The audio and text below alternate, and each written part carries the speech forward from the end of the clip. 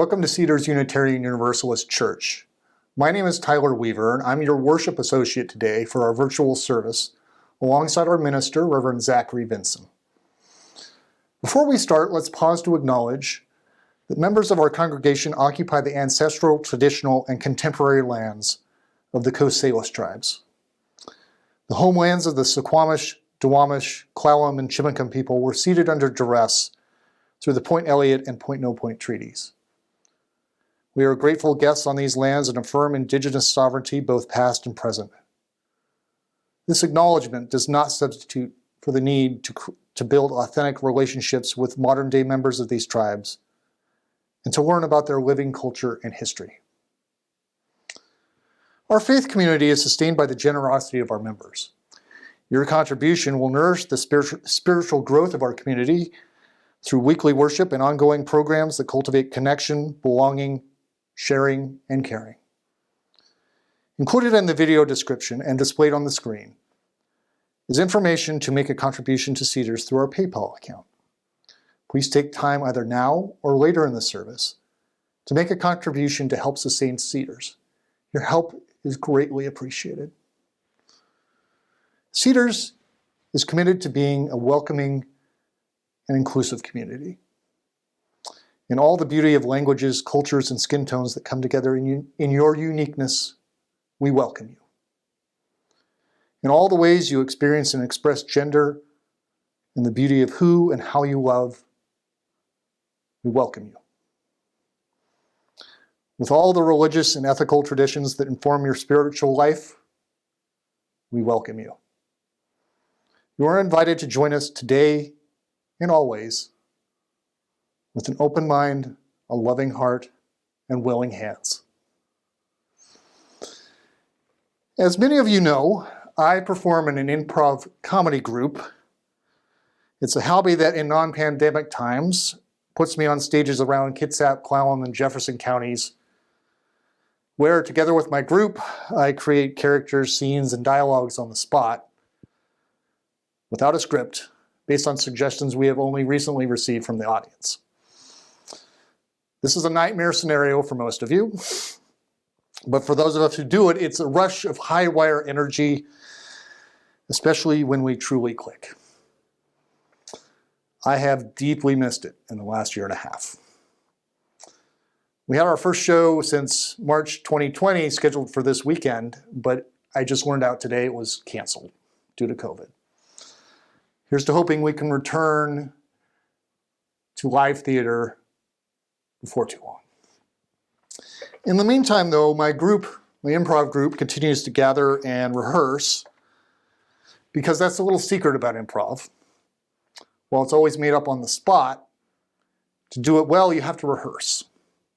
And there's some important guidelines to follow before you get up there on the stage and let loose.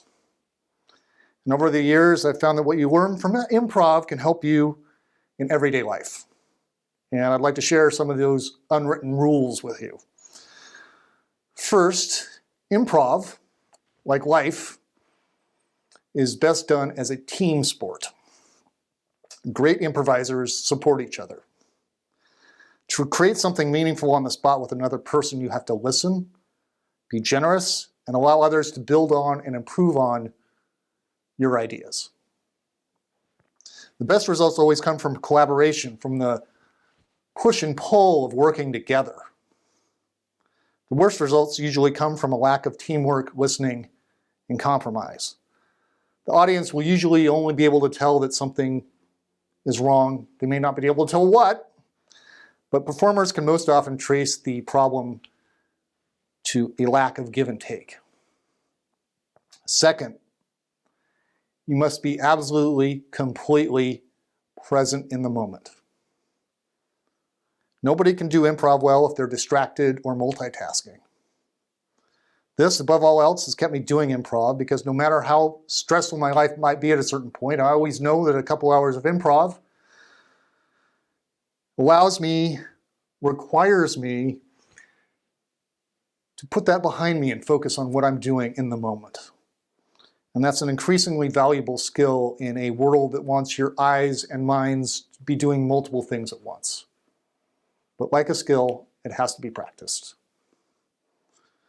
Third, all good improvisers expect and embrace imperfections. I have yet to see or give a perfect improv performance, and at this point I hope to never see one, because it's those imperfections that give improv and life in general a texture that makes them interesting. In fact, sometimes the most challenging moments for the performers are the ones the audience enjoys the most. This happens most often in what we call guessing games. These are improvised scenes where one of the performers must guess something known to the audience and the other performers, but not to the guesser. The guesser gets oblique clues and has to work their way through it in front of an audience. It can be a little bit like doing the Sunday crossword out loud in front of an audience that has paid to see this. I'm often the guesser, and I typically make many incorrect guesses before I get it right. The audience roots for me, but also laughs at every wrong guess because, of course, they know what I am missing. And I give them license to do it, license to laugh. Because while I'm doing everything I can to come up with the right answer, my full acceptance that I'm screwing up seems to allow for all of us, for me, the other performers, and the audience to work as a team in a common enterprise. It's something I try to remember in my daily life with varying success. I doubt many of us go into something with a plan to fail. I certainly don't. But we cannot expect perfection from ourselves or from others. And I encourage all of us to treat ourselves and others with a healthy bit of grace, compassion, and forgiveness. Life is really improvisation with only a loose set of rules to follow.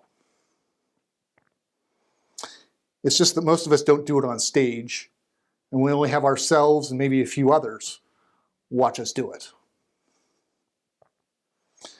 So today, I dedicate the lighting of the chalice to allowing yourself and others to live life a little bit on the edge, with confidence that teamwork and mindfulness will help us all through the rough patches. As we come together to worship, we remind ourselves to treat all people kindly because we are one family, to take good care of the earth because it is our home, and to live lives full of love and goodness because that is how we will all become the best that we can be.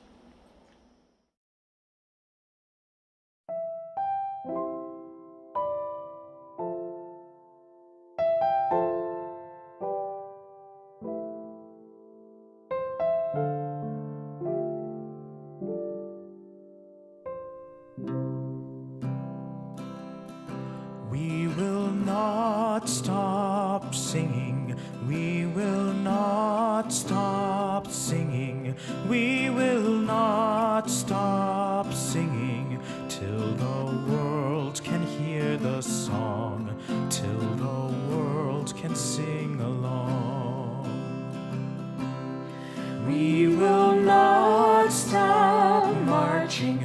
We will not stop marching. We will not stop marching till the world can hear the song, till the world can sing along. Till the world can sing, till the world can sing, till the world can sing along. Till the world can sing, till the world can sing, till the world can sing along. We will not stop praying.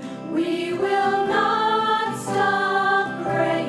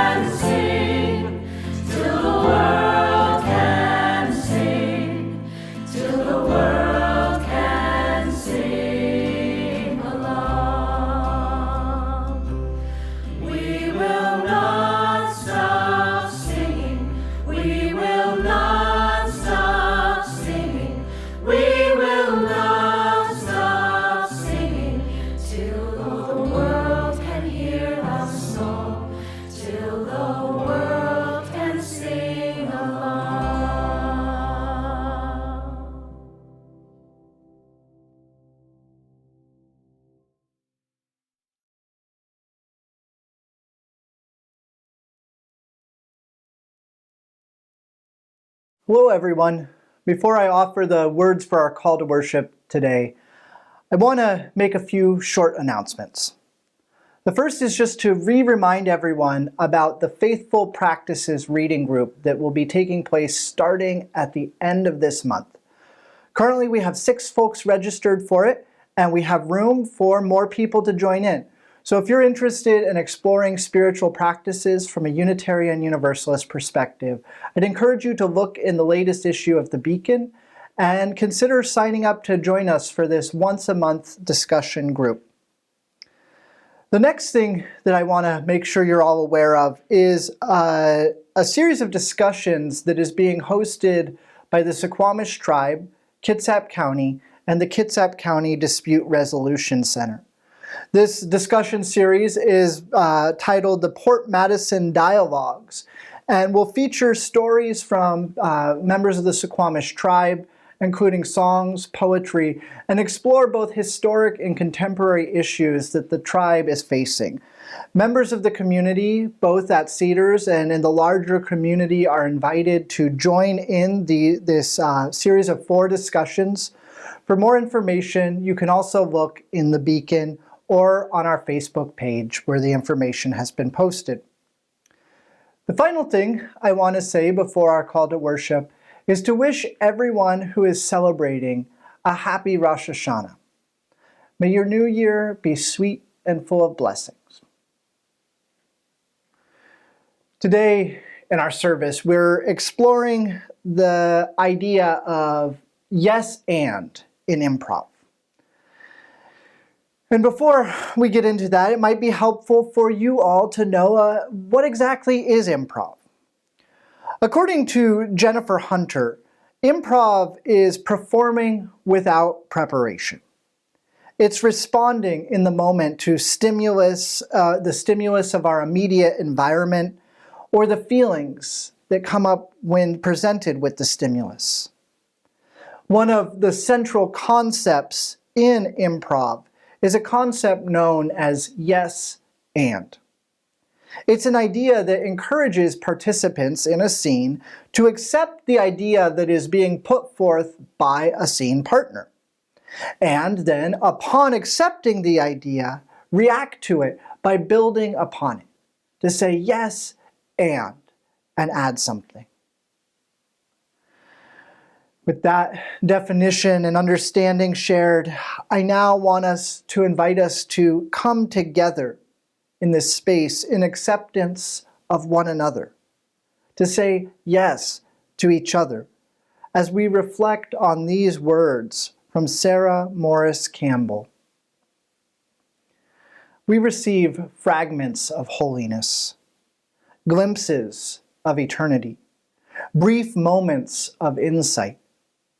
Let us gather them up for the precious gifts they are, and, renewed by their grace, move boldly into the unknown. And with that, may we gather up these fragments of holiness that are present to us, and choose to move boldly into this space together, as we say yes to what gifts life has given. Come. Let us worship together.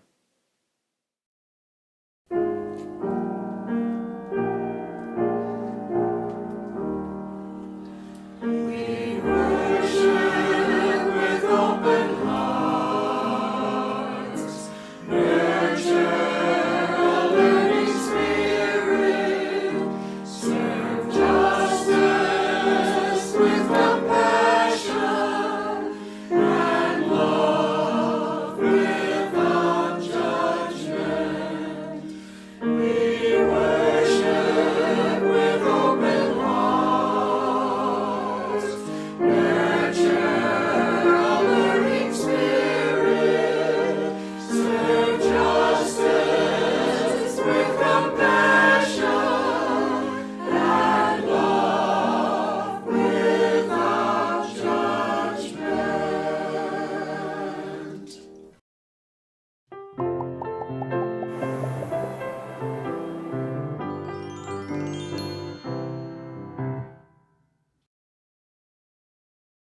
For our faith formation moment in this service, I want to teach you all an improv game that makes use of this idea of yes and. In a moment, Tyler Weaver and I are going to start the game by pretending that we both are infomercial salespeople. And our job is to sell you a product. And the rules of the game are simple. Anytime one of us says something about the product, gives it a description or a quality, the other one of us has to respond by saying, "That's right, Bob," and then adding something else to the product description.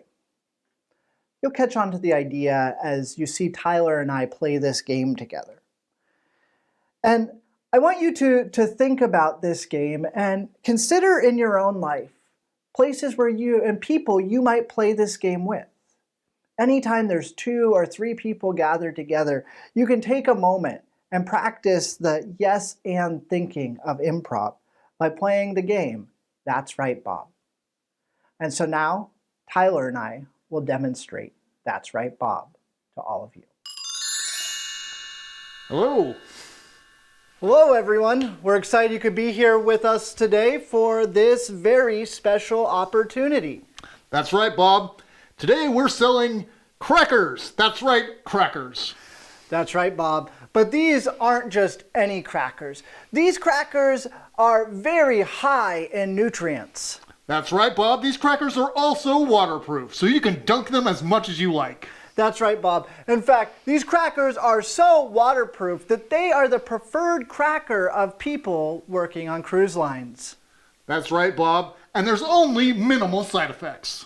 That's right, Bob. In fact, the side effects are so minimal that only 1 out of every 10 people ends up in the hospital from eating them. That's right, Bob, and most of the time they actually survive. That's right, Bob. Most of the time they do survive, but those who don't still feel that they got a bargain. That's right, because these crackers taste amazing. That's right, Bob. Not only do they taste amazing and are nutritional, but they also can be used as a flotation device. That's right, Bob. They will swell up at the slightest touch. And you can definitely float away on these things down in the Caribbean if you want. That's right, Bob. In fact, it's this very feature of these crackers that makes them just so filling and operate as such a great life preserver.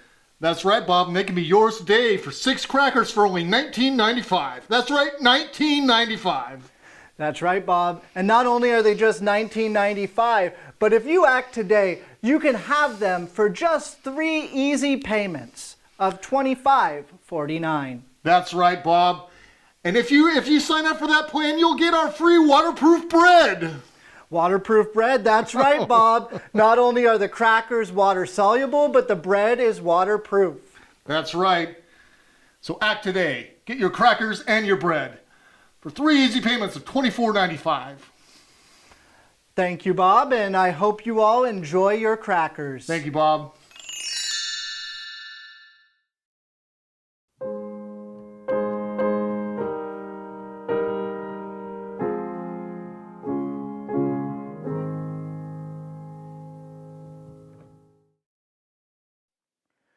For a spiritual moment, I'd like to offer these words by Elaine Keziah.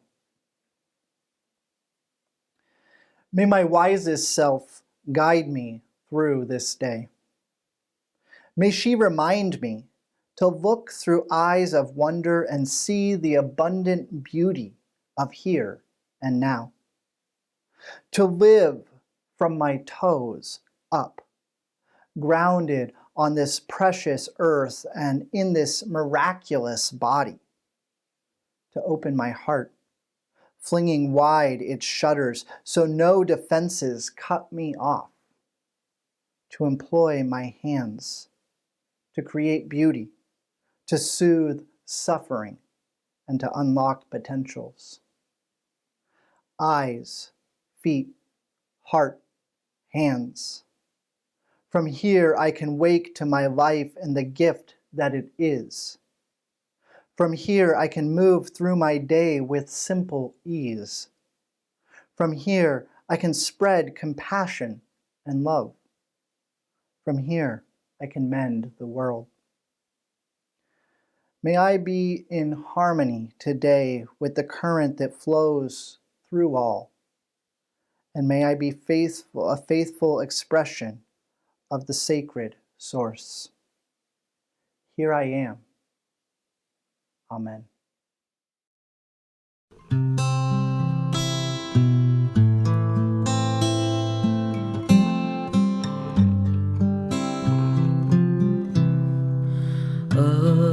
Abide with me, fast falls the eventide, the darkness deepens,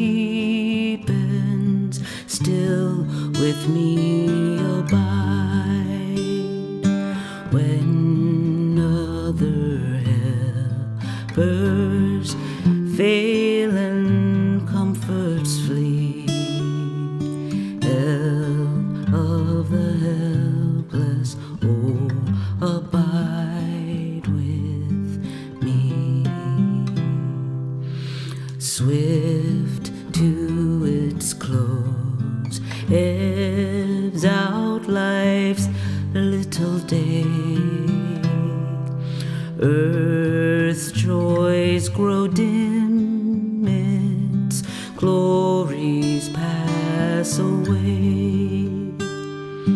Change and decay in all around I see.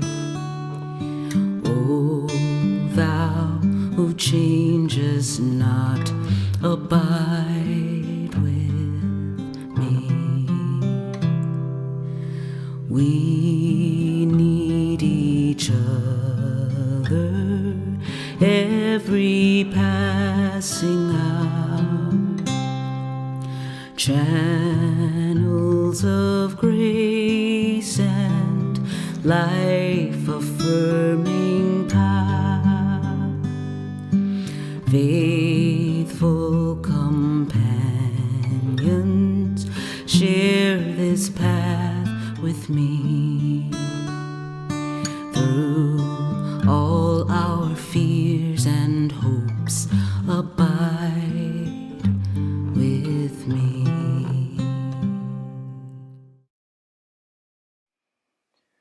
A few months ago, I started participating in a weekly Zoom-based class titled Improv Therapy for Clergy.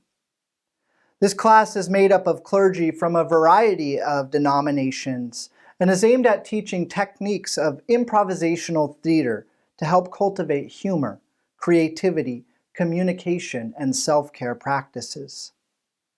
This coming week is the last session of this class, and despite the class not being over yet, I already find myself wishing it was longer. It's been a lot of fun. It's been a creative journey, a time of laughing and sharing and processing emotions. But since the class does have to come to an end, I've begun to look around my life and to begin identifying places where I can apply what I learned in this class to other areas of life and continue to explore the lessons that improv has to offer. My experience in this class showed me how improv can be a tool that grounds us in the present moment. It requires us to listen to what is being shared and invites us to generate new and creative possibilities together with other people. In addition, improv can also serve as a tool to have fun and to facilitate both group and personal transformation. But what is improv? And what about this form of theater can be useful to all of us in our daily lives? The earliest records of what we might call improvisational theater date back to 300 BC in Italy. These performances were known as Atellan farce and were unscripted plays that were performed on market days and holidays. These plays often made use of stock characters with names like Macus, Buckus, and Manducus, to name a few. In addition, these plays involved spontaneous character-driven plots with comical situations, practical jokes, riddles, and vulgar or crude humor. Such theatrical performances continued to evolve in Italy until, from the 16th to the 18th centuries, a similar form of improvisational street theater began to arise. This form of theater was known as commedia dell'arte, and it became very popular during these 2 centuries. This theatric form drew on many of the similar concepts to Atellan farce, stock characters, humor, and vulgarity, but added a broad, if not vague, plot line for characters to follow. These would be predetermined plot lines with defined outcomes that the audience would be familiar with.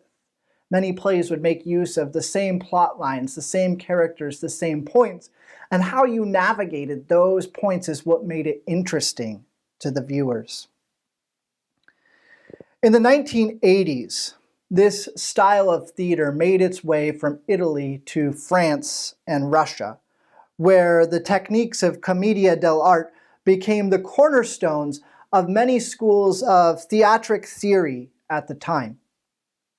This went on until the early 20th century, when this style of improvisational theater made its way across the ocean to the United States and began to pop up in theater companies and drama schools here in America.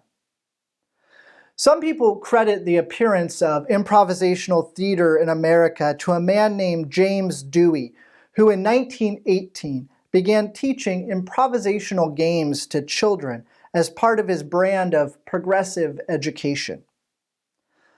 Others point to vaudevillian performer Dudley Riggs and his use of audience suggestions to create improvised live sketches on stage.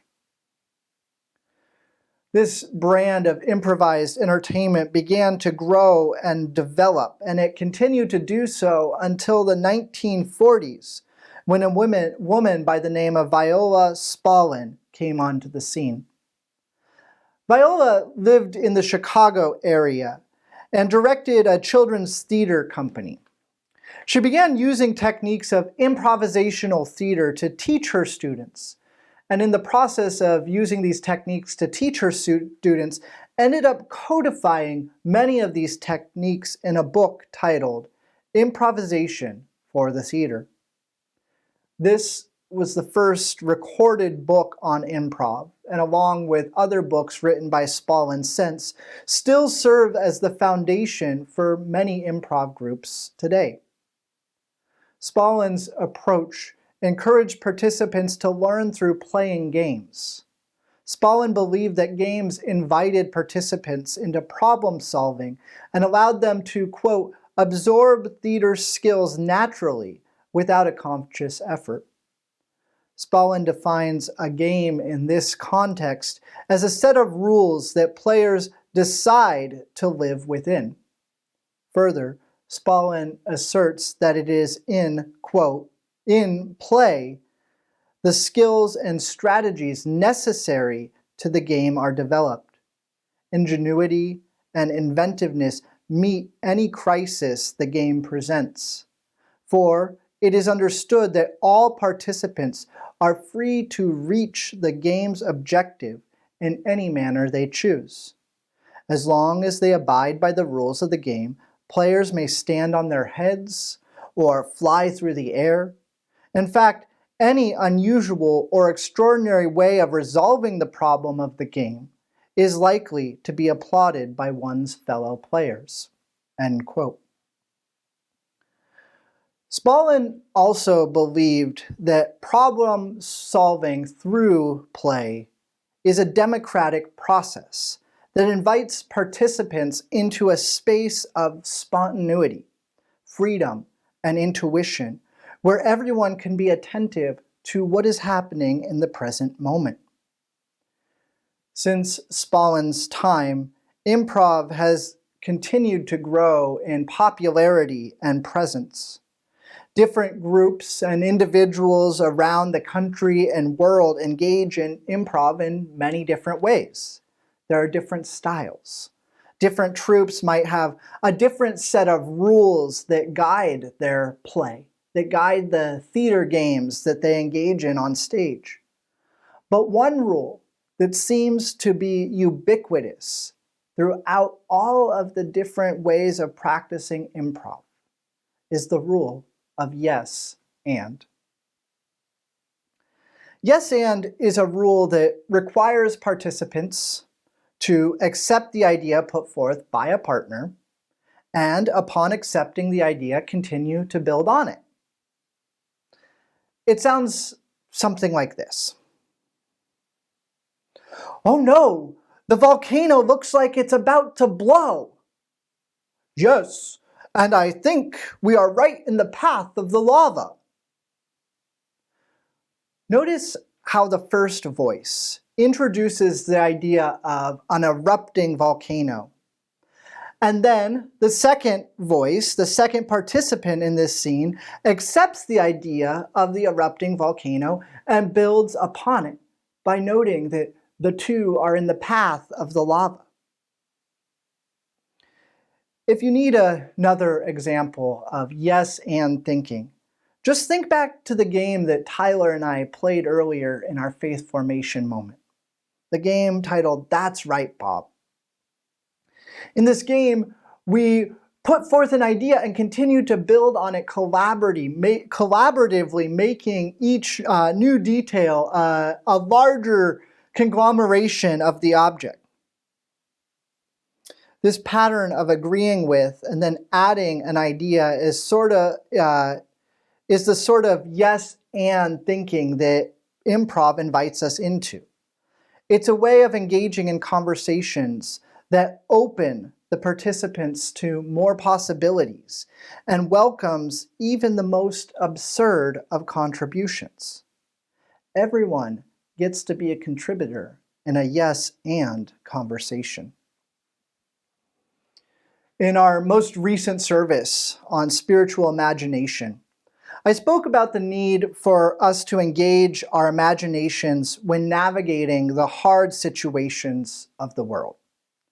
I believe that it is imagination that is going to help us to address the big problems that we are facing. Problems such as climate change, systemic racism, access to reproductive care, and economic disparity. All of these big issues require creative solutions. And I think that improv and its rule of yes and provides us an avenue to begin maybe thinking about and generating some of these new solutions.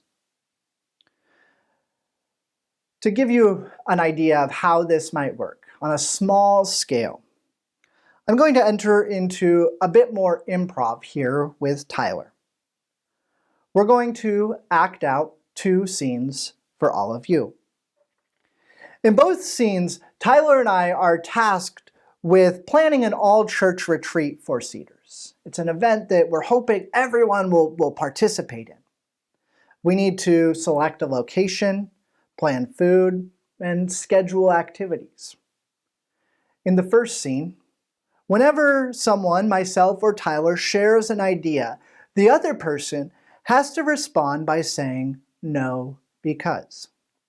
Maybe we should do this. No, because of that.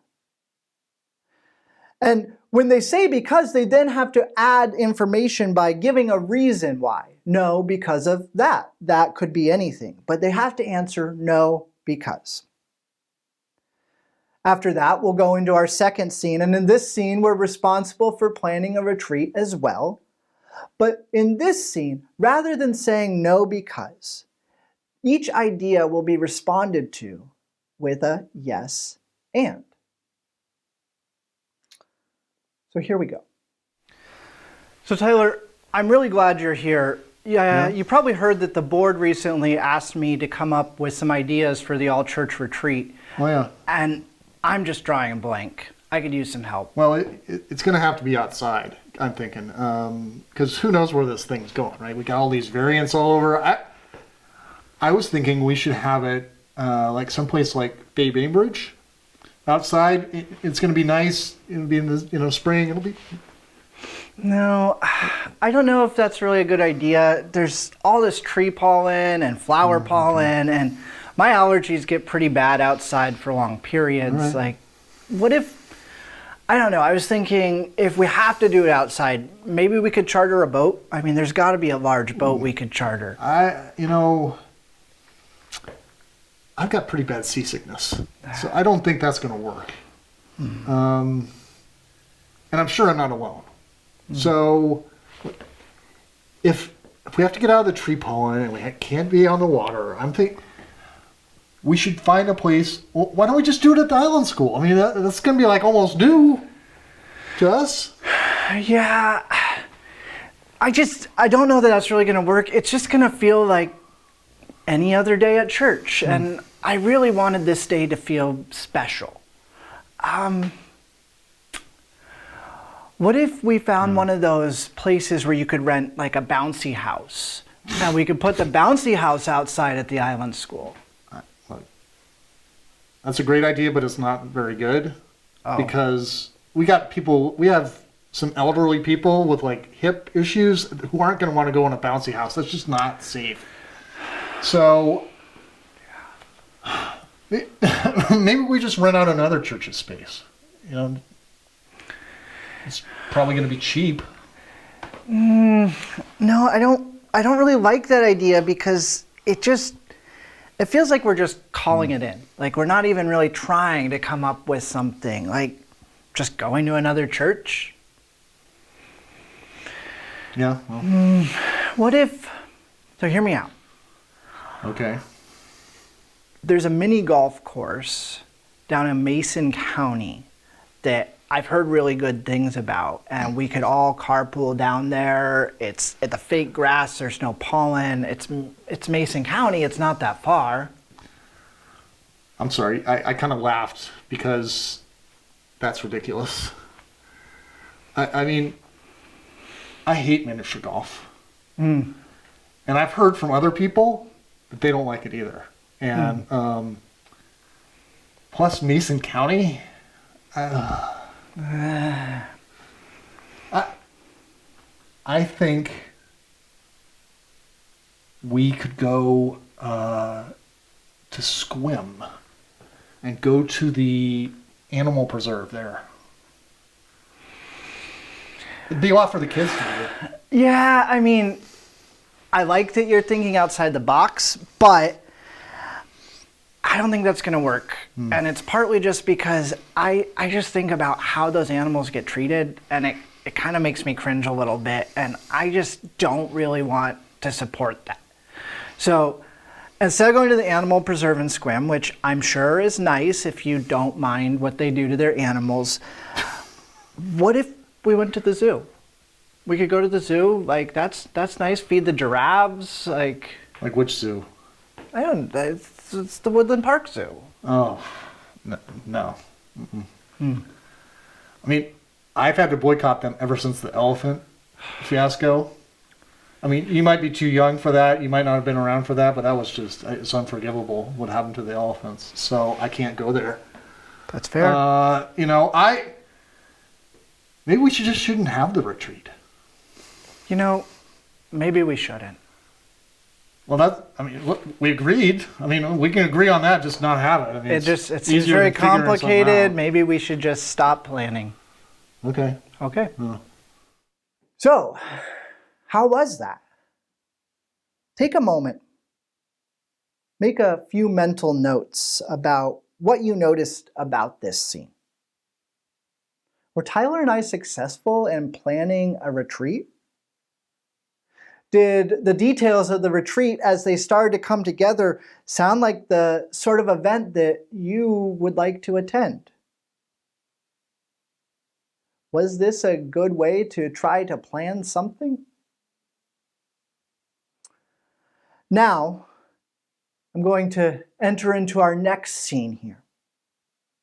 In this scene, Tyler and I again are planning this same retreat. And as I said, this time, to every suggestion, we have to respond, yes, and. Let's give that a try.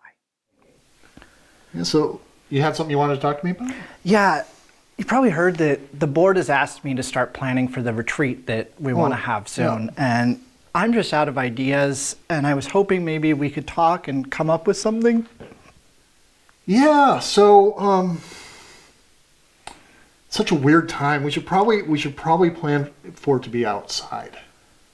You know, we could schedule it the right time of year so that it's, you know, it's going to be good weather. I mean, there's like a lot of months here where it's really good. Yeah, I think that it's a really good idea to have it outside. We don't know what COVID's going to be down the road. Yeah, also, that's what I was thinking. You know, there's all of these really great locations like Fay Bainbridge Park, or I mean, maybe somewhere like Islandwood or Blowdale Reserve. Yeah, those are all great. I mean, you know, we could even think about off the island too. I mean, somewhere in you know, we've been thinking about kind of trying to get North Kitsap involved more. I mean, there might be something like at the Tribe we could explore. Like they've got some good outside areas.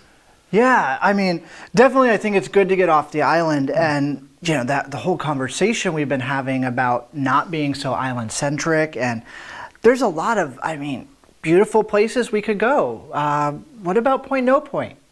Oh yeah, I love that. I love Point No Point. And you know, the thing is, we can have all sorts of activities that could include the kids. I've been kind of worried about the kids and, you know, not having as much connection with them during COVID. It would be great to be able to get them outside and just have some interaction between everybody, all ages.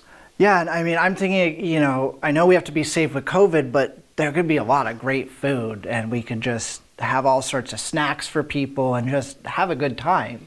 Yeah, I mean, you can bring pre-packaged stuff. It doesn't have to be, you know, we could definitely do that. And, you know, if we have a barbecue, you know, I'm not worried. I don't think people would really be worried about that. You could totally cook off the viruses, I think. Yeah, I think once you get those things on the grill and you just char them good, it kills pretty much everything. So. And we could just have a good barbecue. That'd be a great time. I can totally see this. Yeah. What time of year do you think is best for Point No Point? I mean, I would think sometime in the spring, maybe. Yeah, like late spring. May, yeah. I think. What do you think? I think that could be perfect. Plus, it would give us plenty of time to plan it and get notice out. Yeah. So, you think we're going to have classes, or?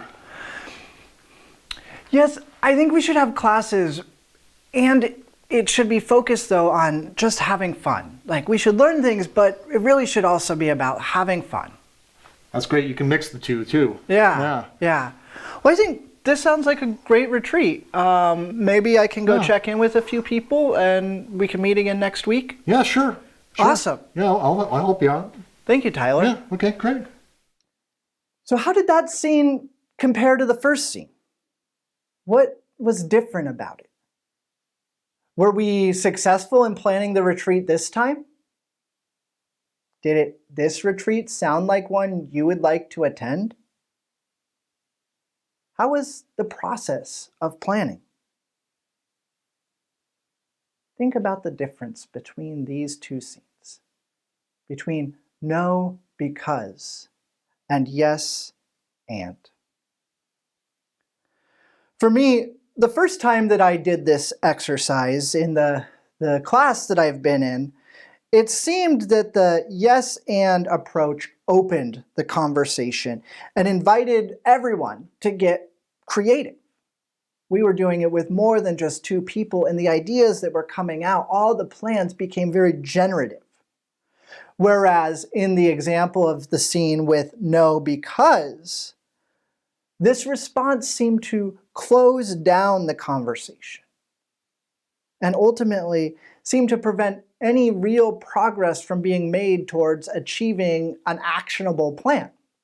No, because shut things down, whereas yes and opened them up.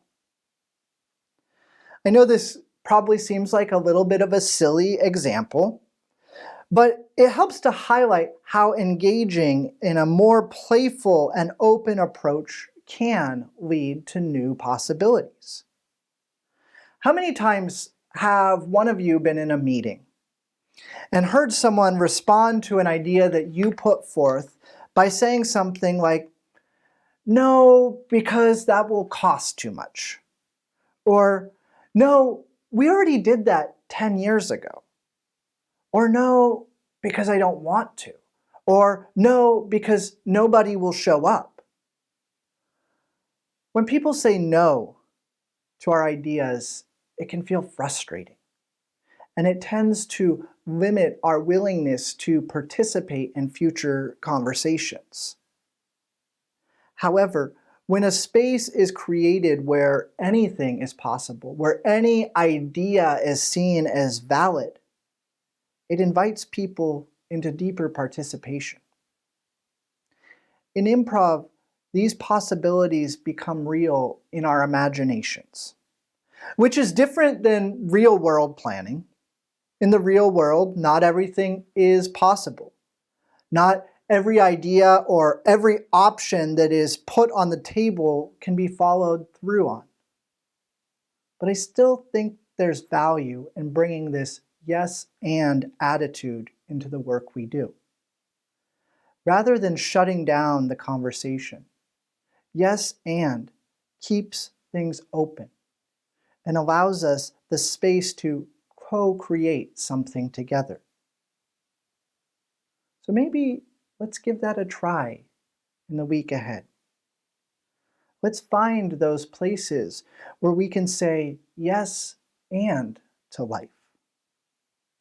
Let's put silly ideas out there and build upon them together and see where that takes us. What new creative possibilities come up? Let's have some fun. Let's play together. For as Spalding tells us, it is in play that the skills and strategies necessary to the game of life are developed. Let's work to develop those skills and strategies together by saying yes and to the glory of life.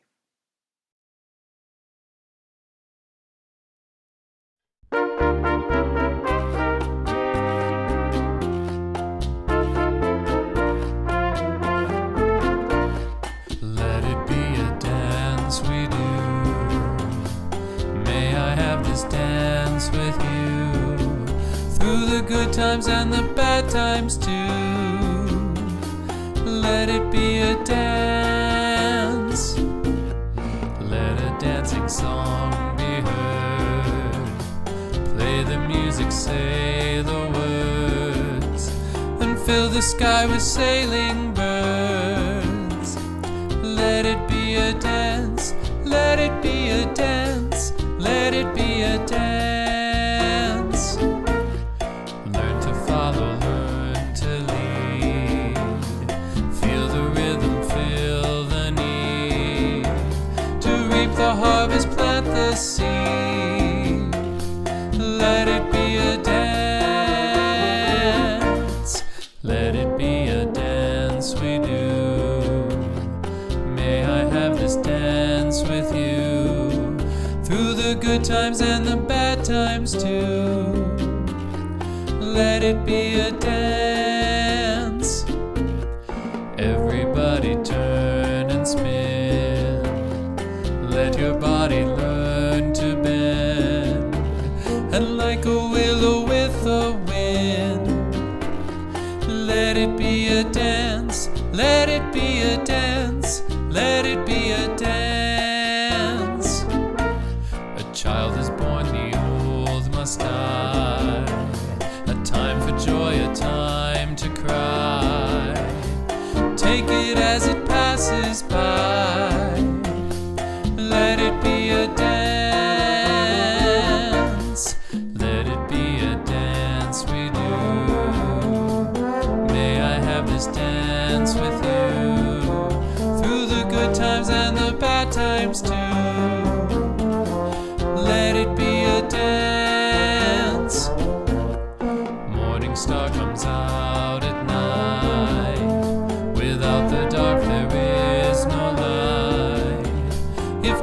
nothing's wrong, then nothing's right.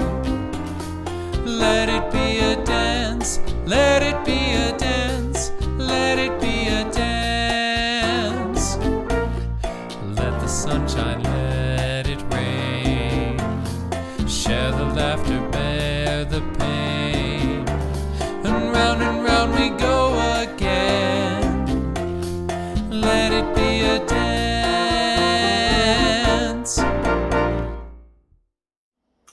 We extinguish this flame, but not the light of truth, the warmth of community, or the fire of commitment. These we carry in our hearts until we are together again.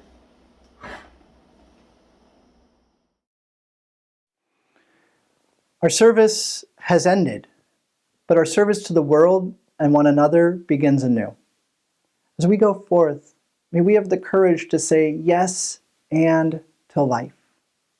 May we accept the ideas that are put forth and continue to build upon them together.